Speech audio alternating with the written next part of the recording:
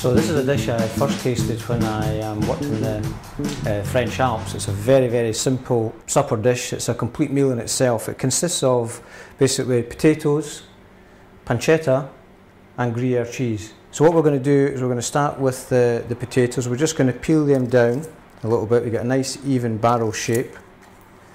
Say these are Red Rooster. They're perfect potatoes for very versatile, perfect for this dish in particular, but they're great for roasting. For mash. The only thing that they're not good for, I would say, would probably be salads, and anything that you want a kind of waxy potato for, Red Rooster are not suitable, but for everything else they're absolutely perfect. Okay, so we've got our peeled potatoes now, so all I'm going to do is use this thing here. It's a mandolin, just to slice the potatoes, just to get them nice and evenly sliced. So this is about as much preparation as involved in this dish. So it's very limited preparation in it. Okay, so that's just got our sliced potatoes, so they're all done. So all we need to do now is to build it. So all I'm going to do, I've got a pan here which I'm just going to brush lightly with a little bit of melted butter. Just very lightly.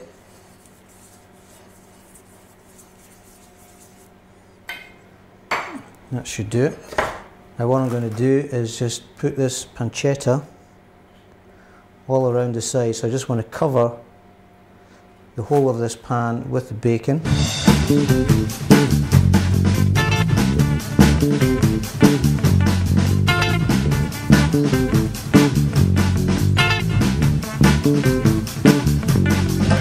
Okay, so there we have it. That's the pan lined with the pancetta. So all I'm going to do now is to layer these potatoes up around inside the pan. So this one you just need to be a little bit careful with the seasoning on this. Personally I like plenty pepper in it, but just be a little bit careful with the salt. Sometimes with the bacon and the cheese you just need to watch how much salt you're putting into it. So as a general rule of thumb for me, what I like to do is for each layer of potato I just add plenty freshly ground black pepper. So let's say on top of that, just a thin layer of cheese, right round into the edges, and then just continue to build that till the pan is probably about 4/5 full. Okay, so that's our pan full now. So that's layer of potato cheese. Now all I'm going to do here is just finish it with a little bit of melted butter. It just helps it cook and it just gives it a little bit more of a kind of luxurious feel to it. Okay, so now we're just going to fold this bacon back over the potato.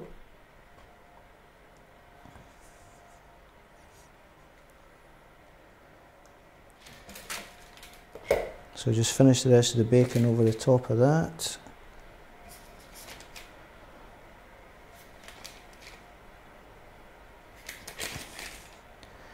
That's it, just covers that perfectly.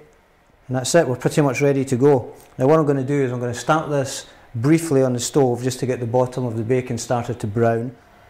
Okay, so we started the potato cake off on the stove there, so you just see that it's starting to bubble around the edges there. So basically what we've done there is we've sealed the bacon around the potato, and then we're just going to put that into the oven now and then just leave it at 200 degrees probably for about the first half an hour, and then I'll probably lower the oven down to about 180 and then leave it for about another half an hour, 3/4 an hour after that.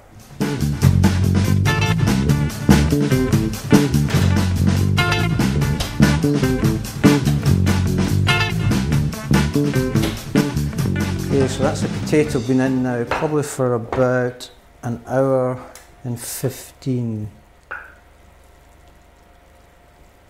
So you see that's nice and tender. You can smell the bacon and the cheese and the potatoes. It's absolutely fantastic. So what I would do then is just carefully place a plate over the top, and all we're going to do is tip it onto the plate. So the potato cake should come out. I'm just going to slide that onto the board So I would probably leave that for about 15 minutes just to rest, just so it cuts nice and properly and just gives a chance for the flavours to blend together. So let's just have a look and see what it's like inside. We'll just cut a slice out of that. So there you can see the smoked pancetta, the potato cooked with the cheese through it, as I say, with a nice tart green salad and a full-bodied red. It's a perfect supper dish for a night like tonight.